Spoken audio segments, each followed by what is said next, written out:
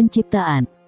Semoga Allah Subhanahu wa Ta'ala memberikan kamu kejayaan di dalam amalan-amalan kamu yang disukainya dan semoga kamu memperolehi keredaannya. Fikirkan, tekankan kepada pemikiran kamu dan fahamkan apa yang aku katakan. Allah yang Maha Tinggi pada permulaannya menciptakan cahaya Muhammad daripada cahaya suci keindahannya. Dalam hadis qudsi dia berfirman, aku ciptakan ruh Muhammad daripada cahaya wajahku.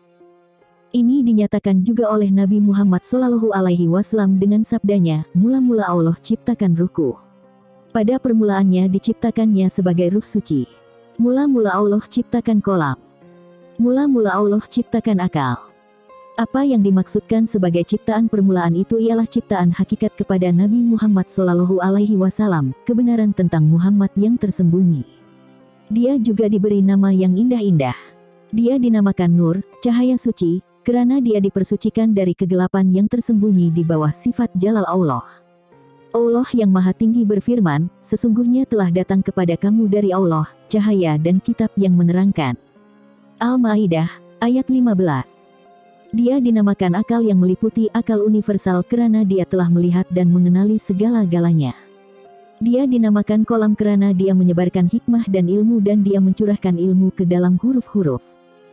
Roh Muhammad adalah zat atau hakikat kepada segala kejadian, permulaan dan kenyataan alam maya.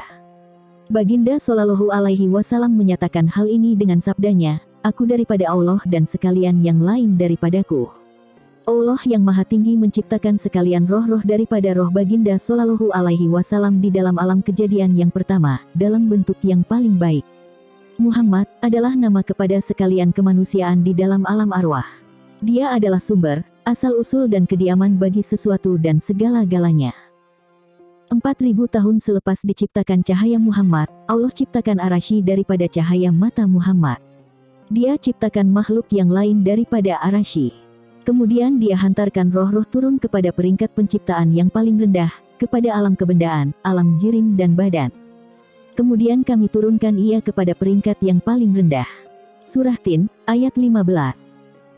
Dia hantarkan cahaya itu daripada tempat ia diciptakan, dari alam lahut, yaitu alam kenyataan bagi zat Allah, bagi keesaan, bagi wujud mutlak, kepada alam nama-nama ilahi, kenyataan sifat-sifat ilahi, alam bagi akal asbab kepunyaan roh yang meliputi roh universal. Di sana dia pakaikan roh-roh itu dengan pakaian cahaya. Roh-roh ini dinamakan roh pemerintah. Dengan berpakaian cahaya mereka turun kepada alam malaikat. Di sana mereka dinamakan roh rohani. Kemudian dia arahkan mereka turun kepada alam kebendaan, alam jirim, air dan api, tanah dan angin dan mereka menjadi roh manusia. Kemudian daripada dunia ini dia ciptakan tubuh yang berdaging, berdarah. Kemudian kami jadikan kamu dan kepadanya kamu akan dikembalikan dan daripadanya kamu akan dibangkitkan sekali lagi. Surah Taha, ayat 55. Selepas peringkat-peringkat ini Allah memerintahkan roh-roh supaya memasuki badan-badan dan dengan kehendaknya mereka pun masuk. Maka apabila aku sempurnakan kejadiannya dan aku tiup padanya rohku.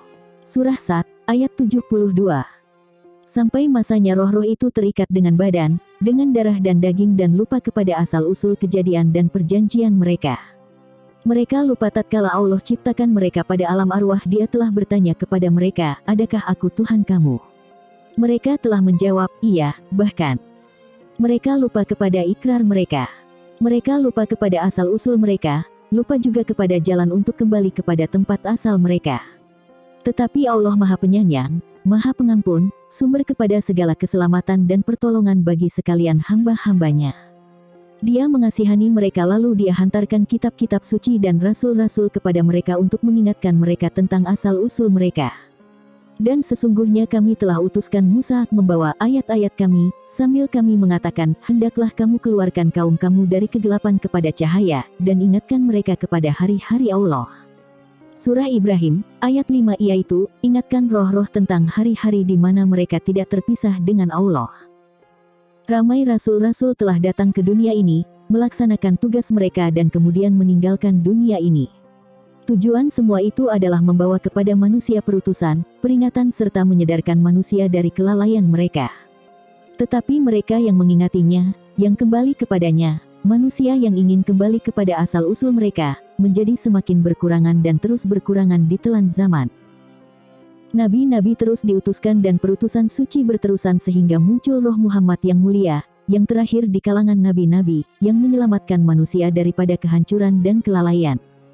Allah yang Maha Tinggi mengutuskannya untuk membuka mata manusia, yaitu membuka mata hati yang ketiduran. Tujuannya ialah mengejutkan manusia dari kelalaian dan ketidaksedaran dan untuk menyatukan mereka dengan keindahan yang abadi, dengan penyebab, dengan zat Allah. Allah berfirman, katakan, inilah jalanku yang aku dan orang-orang yang mengikuti daku kepada Allah dengan pandangan yang jelas basirah. Surah Yusuf, ayat 108. Ia menyatakan jalan Nabi Muhammad Shallallahu Alaihi Wasallam. Baginda Shallallahu Alaihi Wasallam dalam menunjukkan tujuan kita telah bersabda, sahabat-sahabatku adalah umpama bintang di langit. Sesiapa daripada mereka yang kamu ikuti kamu akan temui jalan yang benar. Pandangan yang jelas basirah datangnya daripada mata kepada roh. Mata ini terbuka di dalam jantung hati orang-orang yang hampir dengan Allah, yang menjadi sahabat Allah. Semua ilmu di dalam dunia ini tidak akan mendatangkan pandangan dalam basirah. Seseorang itu memerlukan pengetahuan yang datangnya daripada alam gaib yang tersembunyi, pengetahuan yang mengalir daripada kesedaran ilahi. Dan kami telah ajarkan kepadanya satu ilmu dari sisi kami, ilmu laduni. Surah Kahfi, ayat 65. Apa yang perlu seseorang lakukan ialah mencari orang yang mempunyai pandangan dalam basirah, yang mata hatinya celik, dan cetusan serta perangsang. Daripada orang yang seperti ini adalah perlu guru yang demikian, yang dapat memupuk pengetahuan orang lain, mestilah seorang yang hampir dengan Allah dan berupaya menyaksikan alam mutlak. Wahai anak-anak Adam, saudara-saudara dan saudari-saudari, bangunlah dan bertaubatlah, kerana melalui taubat kamu akan memohon kepada Tuhan agar dikurniakannya kepada kamu hikmahnya. Berusaha dan berjuanglah. Allah memerintahkan, dan berlumba-lumbalah kepada keampunan Tuhan kamu dan surga yang lebarnya seluas langit dan bumi, yang disediakan untuk orang-orang yang berbakti, yang menderma di waktu senang dan susah, dan menahan marah, dan memaafkan manusia, dan Allah kasih kepada mereka yang berbuat kebajikan. Surah Imran, ayat 133 dan 134. Masuklah kepada jalan itu dan bergabunglah dengan kafilah kerohanian untuk kembali kepada Tuhan kamu. Pada satu masa nanti jalan tersebut tidak dapat dilalui lagi dan pengembara pada jalan tersebut tidak ada lagi. Kita tidak datang ke bumi ini untuk merosakkan dunia ini. Kita dihantar kemari bukan untuk makan, minum dan berak. Roh penghulu kita menyaksikan kita. Baginda Shallallahu Alaihi Wasallam berduka cita melihat keadaan kamu. Baginda Shallallahu Alaihi Wasallam telah mengetahui apa yang akan berlaku kemudian hari apabila Baginda Shallallahu Alaihi Wasallam bersabda, duka citaku adalah untuk umat yang aku kasihi yang akan datang kemudian. Apa sahaja yang datang kepada kamu datang dalam keadaan salah satu bentuk, secara nyata atau tersembunyi, nyata dalam bentuk peraturan syarikat dan tersembunyi dalam bentuk hikmah kebijaksanaan atau makrifat. Allah yang Maha Tinggi memerintahkan kita supaya mensejahterakan zahir kita dengan mematuhi peraturan syarikat dan meletakkan batin kita dalam keadaan yang baik dan teratur dengan memperolehi hikmah kebijaksanaan atau makrifat. Bila zahir dan batin kita menjadi satu dan hikmah kebijaksanaan atau makrifat dengan peraturan agama, syarikat bersatu, seseorang itu sampai kepada makam yang sebenarnya, hakikat. Dia alirkan dua laut, padahal kedua-duanya bertemu. Antara dua itu ada dinding yang kedua-duanya tidak mampu melewatinya. Surah Imran, ayat 19 dan 20. Kedua-duanya mesti menjadi satu. Kebenaran atau hakikat tidak akan diperolehi dengan hanya menggunakan pengetahuan melalui panca indera dan deria-deria tentang alam kebendaan. Dengan cara tersebut tidak mungkin mencapai matlamat, sumber, yaitu zat. Ibadat dan penyembahan memerlukan kedua-duanya yaitu peraturan syarikat dan makrifat. Allah berfirman tentang ibadat, dan tidak aku jadikan jin dan manusia melainkan untuk mengabdikan diri kepadaku. Surah Zariyat, ayat 56. Dalam lain perkataan, mereka diciptakan supaya mengenali daku. Jika seseorang tidak mengenalinya bagaimana dia boleh memujinya dengan sebenar-benarnya, meminta pertolongannya dan berkhidmat kepadanya. Makrifat yang diperlukan bagi mengenalinya boleh dicapai dengan menyingkap tabir hitam yang menutupi cermin hati seseorang, menyucikannya sehingga bersih dan menggilapkannya sehingga bercahaya. Kemudian perbendaharaan keindahan yang tersembunyi akan memancar pada rahasia cermin hati. Allah yang Maha Tinggi telah berfirman melalui Rasul-Nya, aku adalah perbendaharaan yang tersembunyi. Aku suka dikenali, lalu aku ciptakan makhluk supaya aku dikenali. Tujuan suci diciptakan manusia ialah supaya mereka mengenali Allah, memperolehi makrifat. Ada dua peringkat makrifat yang suci. Seseorang itu perlu mengenali sifat-sifat Allah dan dalil-dalil yang menjadi kenyataan atau penzahiran bagi sifat-sifat tersebut. Satu lagi ialah mengenali zat Allah. Di dalam mengenali sifat-sifat Allah, manusia secara zahirnya dapat menikmati kedua-duanya, yaitu dunia dan akhirat. Makrifat yang memimpin kepada zat Allah tidak diperolehi dengan diri zahir manusia. Ia terjadi di dalam jiwa atau roh suci manusia yang berada di dalam dirinya yang zahir ini. Dan kami telah perkuatkan dia Isa dengan Roh Kudus. Surah Baqarah, ayat 87. Orang yang mengenali zat Allah menemui kuasa ini melalui Roh Kudus suci yang dikurniakan kepada mereka. Kedua-dua makrifat tersebut diperolehi dengan hikmah kebijaksanaan yang mempunyai dua aspek, hikmah kebijaksanaan kerohanian yang di dalam dan pengetahuan zahir tentang benda-benda nyata. Kedua-duanya diperlukan untuk mendapatkan kebaikan. Nabi Shallallahu Alaihi Wasallam bersabda, pengetahuan ada dua bahagian. Satu pada lidah yang menjadi dalil tentang kewujudan Allah, satu lagi di dalam hati manusia. Inilah yang diperlukan bagi melaksanakan harapan kita. Pada peringkat permulaannya seseorang itu memerlukan pengetahuan syarikat. Ini memerlukan pendidikan yang mengenalkan dalil-dalil luar tentang zat Allah yang menyata di dalam alam sifat-sifat dan nama-nama ini.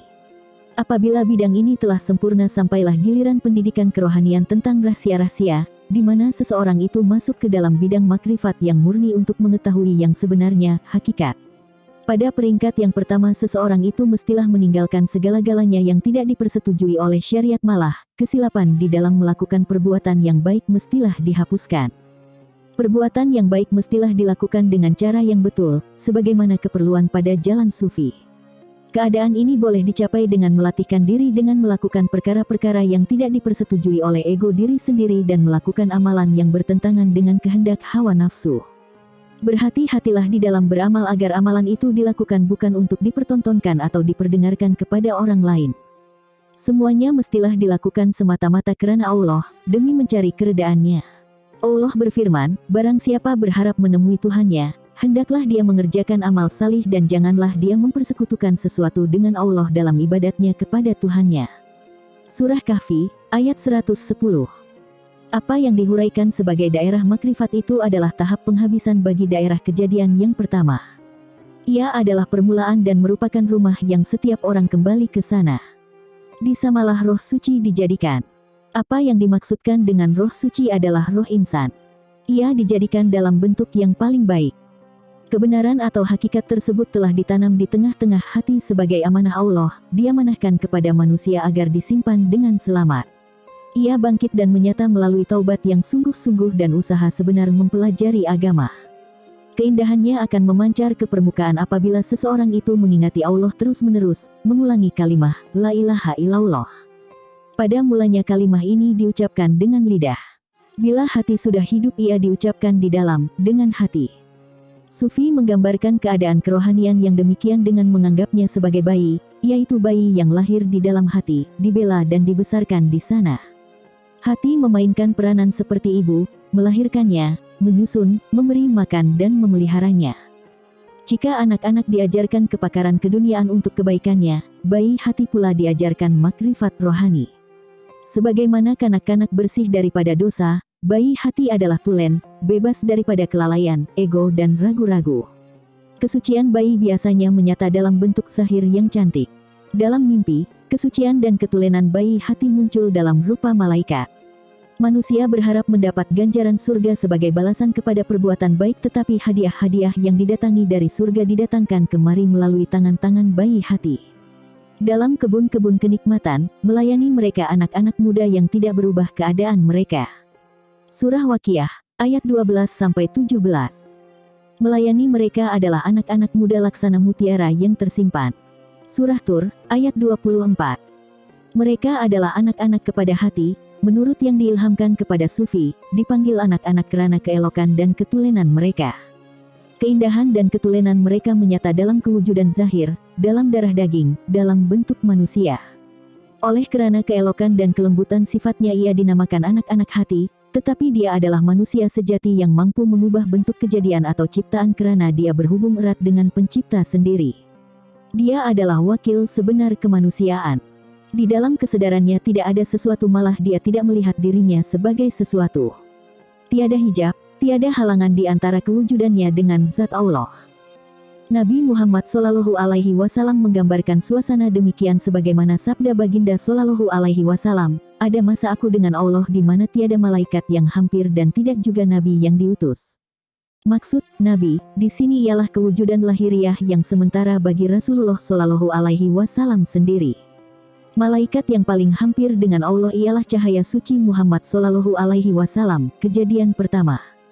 Dalam suasana kerohanian itu baginda Shallallahu Alaihi Wasallam sangat hampir dengan Allah sehingga wujud zahirnya dan rohnya tidak berkesempatan menghijabkannya dengan Allah. Baginda Shallallahu Alaihi Wasallam menggambarkan lagi suasana demikian, ada surga Allah yang tidak ada mahligai dan taman-taman atau sungai madu dan susu, surga yang di dalamnya seseorang hanya menyaksikan wajah Allah yang maha suci. Allah Subhanahu wa Ta'ala berfirman, beberapa muka pada hari itu berseri-seri. Kepada Tuhannya dia memandang. Surah Kiamat, ayat 22 dan 23. Pada suasana atau makam tersebut jika seseorang makhluk termasuklah malaikat mendekatinya kewujudan badannya akan terbakar menjadi abu. Allah Subhanahu wa Ta'ala berfirman melalui Rasul-Nya, jika aku bukakan penutup sifat keperkasaanku dengan bukaan yang sangat sedikit sahaja, semua akan terbakar sejauh yang dilihat oleh pandanganku.